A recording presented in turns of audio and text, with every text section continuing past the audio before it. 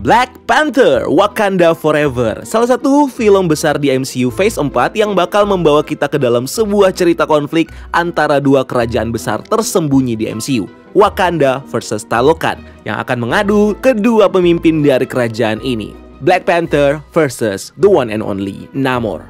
Film ini juga bakal menjadi tribute untuk Chadwick Boseman dan jadi momen diintroduce-nya Black Panther baru yang akan mewarisi legasinya T'Challa di MCU. Nah, sebelum kalian nonton filmnya, gua kasih dulu nih berbagai informasi tentang film ini dan juga referensi-referensi lainnya yang perlu kalian tahu sebelum nonton Black Panther: Wakanda Forever. So langsung aja, bareng gue Rian, Nikita Lokan, let's explore this universe.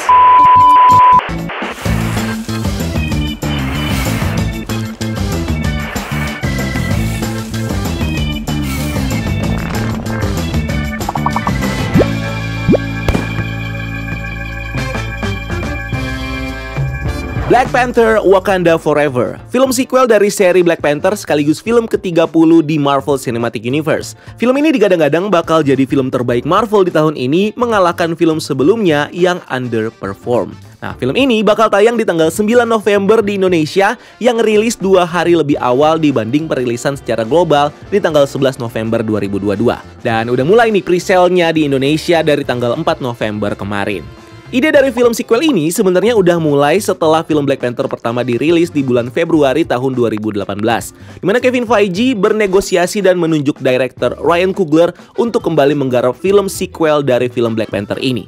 Di tahun 2019, Marvel Studios di event San Diego Comic-Con dan D23 secara resmi mengkonfirmasi kalau film sequel dari Black Panther sedang dalam tahap pengembangan dengan beberapa aktris dan aktor yang dikonfirm untuk kembali lagi di film ini.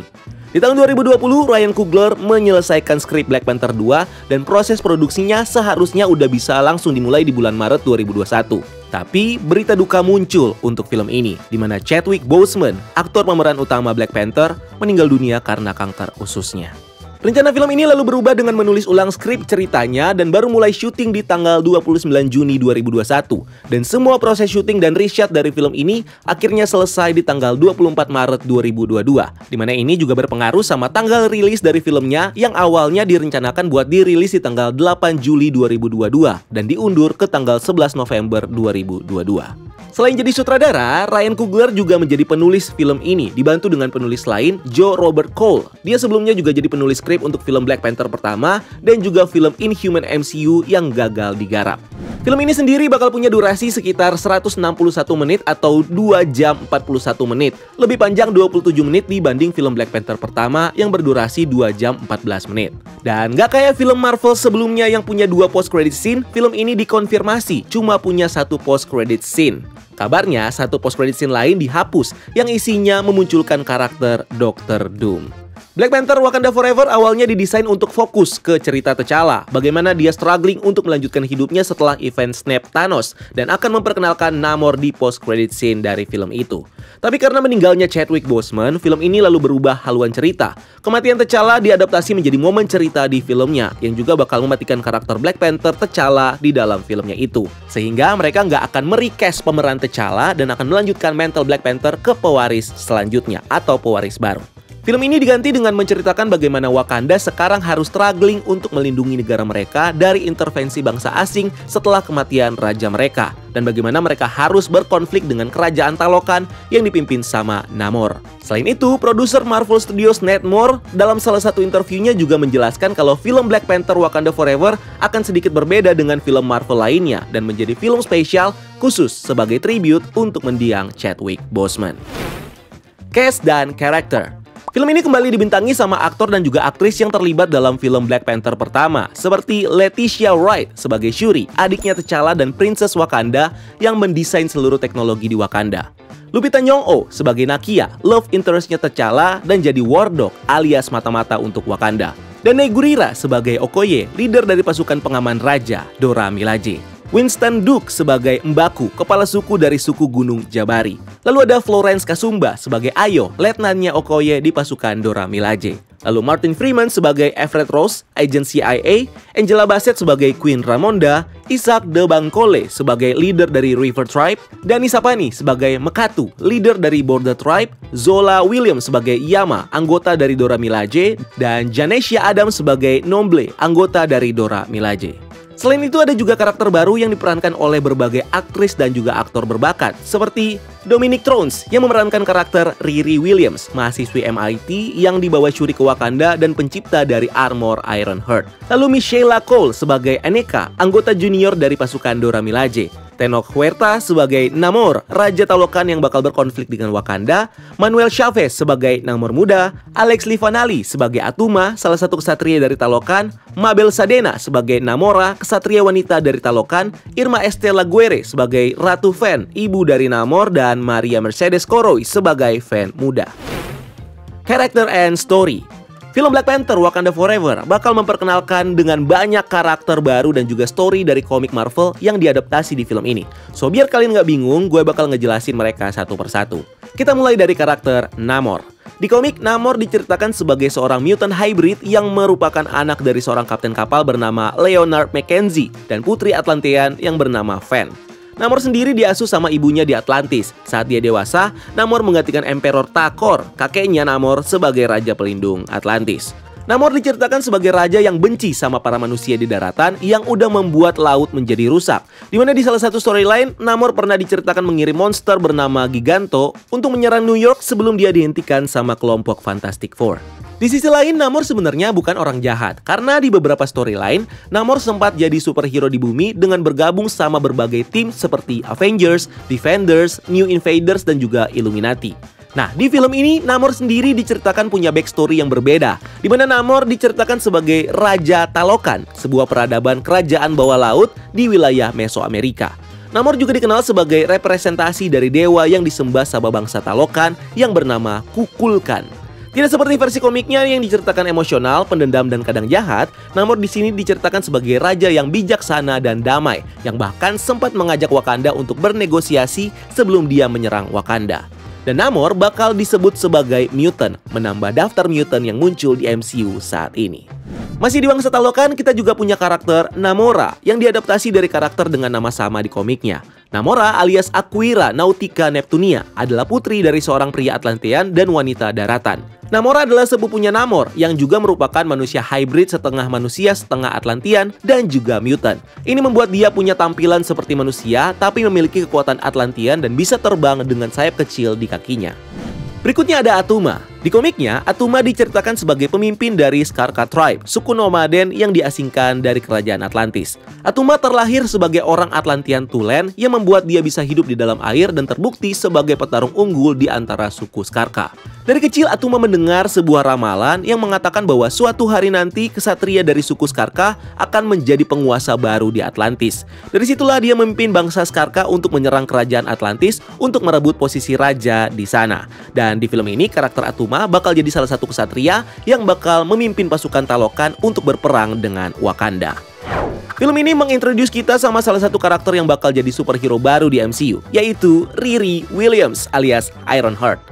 Riri Williams di komiknya diceritakan sebagai anak super jenius yang dari kecil udah tertarik dengan teknologi dan bisa masuk MIT di usianya yang masih sangat muda. Nah, karena ngefans dan terinspirasi sama Tony Stark, Riri men-challenge dirinya untuk membuat armor Iron Man-nya sendiri dengan menggunakan teknologi dari armor Iron Man mode 41 dan material yang dia curi dari kampus. Riri akhirnya berhasil dan bisa menggunakan armornya, di mana aksi pertamanya adalah menghentikan tahanan yang kabur dari penjara. Kabar ini lalu didengar sama Tony Stark yang mendatangi Riri dan memfasilitasi dia untuk menjadi superhero yang membuat Riri menjadi sidekick-nya Iron Man selama Civil War kedua. Sampai kemudian, Riri akhirnya memutuskan untuk solo karir sebagai superhero dengan membangun armor Iron Man baru yang lebih canggih dan mengambil identitas sebagai Ironheart.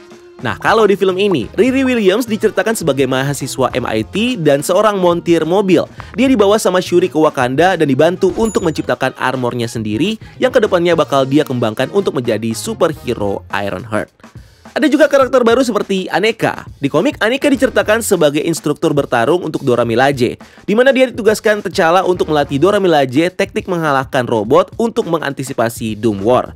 Suatu hari ketika Aneka membunuh seorang kepala desa di Wakanda yang abusif terhadap wanita, Queen Ramonda menjatuhkan hukuman mati buat Aneka. Bersama Ayo, sahabat sekaligus love interest-nya, mereka mencuri armor Midnight Angel dan membebaskan Aneka dari penjara. Sejak itu, mereka tidak lagi menjadi bagian dari Dora Milaje dan memulai petualangan sebagai Midnight Angel untuk membebaskan seluruh wanita yang jadi budak di Wakanda. Nah, di film ini, Aneka justru jadi junior di Dora Milaje yang agak rebel dan suka bertentangan dengan aturan-aturan dari grup elit ini. Dan sama seperti komiknya, kemungkinan film ini juga bakal mengeksplor hubungan antara Ayo dan Aneka. Yang di film ini juga bakal mengintroduce bagaimana Aneka dan pasukan Dora Milaje yang bakal memakai armor dari Midnight Angel saat berhadapan dengan pasukan Talokan.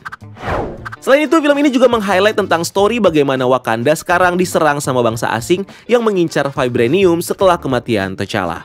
Juga kemunculan dari sosok Black Panther baru yang akan meneruskan legasinya T'Challa.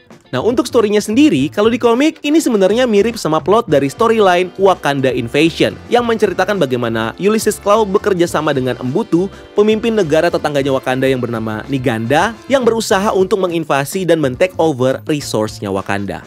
Melihat Wakanda yang tidak stabil karena serangan Niganda, Amerika juga ikut menyerang Wakanda dengan mengirim pasukan cyborg zombie yang bernama Very Special Force. Serangan ini sendiri pada akhirnya berhasil diatasi sama Black Panther dan pasukan Wakanda yang bisa mengalahkan semua tentara Niganda, pasukan Very Special Force, dan para supervillain yang terlibat dalam serangan ini. Storyline Wakanda Invasion juga melibatkan salah satu karakter yang juga muncul di film Black Panther, yaitu Everett Ross. Dia dipaksa menjadi penasehat pemerintah Amerika yang berencana untuk menginvasi Wakanda. Nah, role yang sama mungkin akan diambil sama Everett Ross di film ini, yang bakal dipaksa terlibat dalam serangan pasukan Amerika ke Wakanda.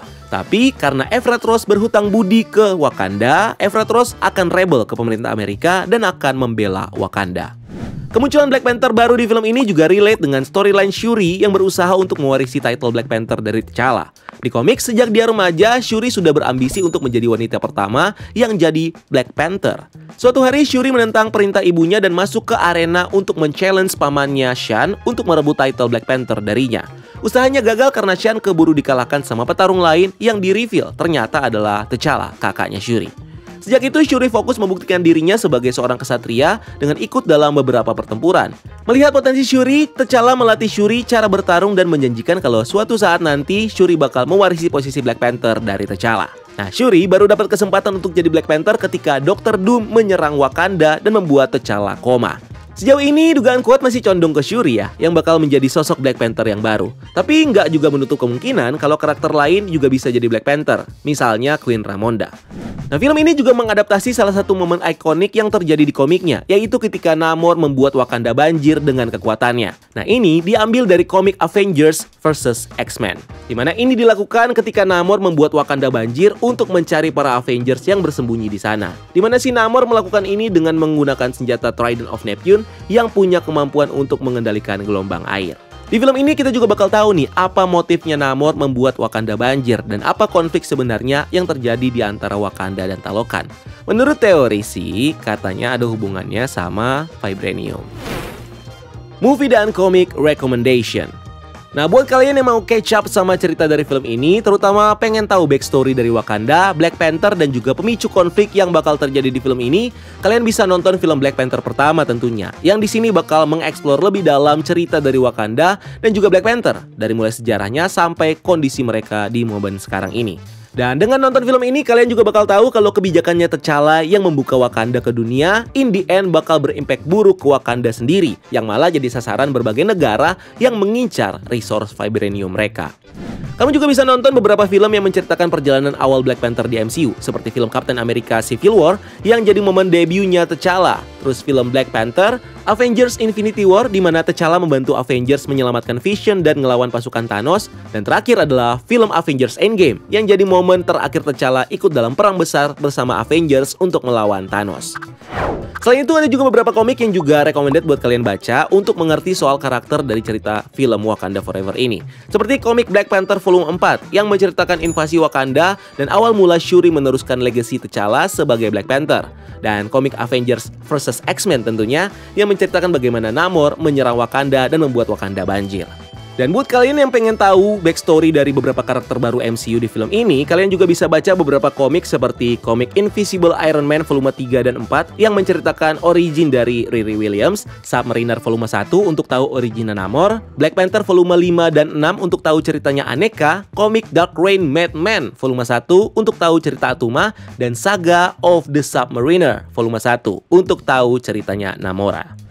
Overall, lewat film Black Panther Wakanda Forever ini kita nggak akan cuma diceritakan bagaimana masa depan Wakanda dan Black Panther di MCU, tapi film ini juga bakal jadi jembatan untuk para karakter baru yang nantinya bakal dieksplor lebih dalam di project MCU selanjutnya. Seperti Riri Williams yang ceritanya bakal berlanjut di series Ironheart, dan juga Namor yang mungkin akan punya film sendiri atau muncul di project MCU lainnya.